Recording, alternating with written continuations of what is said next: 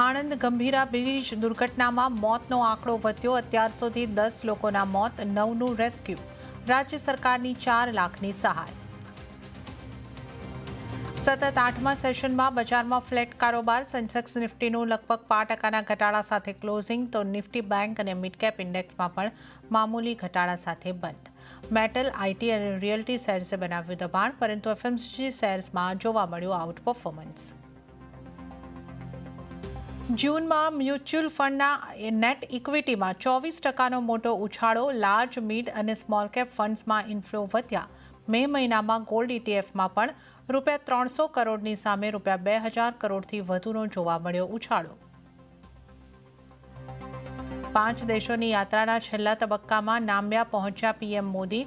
નામ્બિયામાં થયું ભવ્ય સ્વાગત. બ્રાઝિલના પ્રવાસમાં પીએમ મોદીને મળ્યું સર્વોચ્ચ નાગરિકનું સન્માન. આજે દેશભરમાં ટ્રેડ યુનિયનની હડતાલ. લેબર રિફોર્મ, વીમા પર જીએસટી અને બેંકોના ખાનગીકરણનો વિરોધ.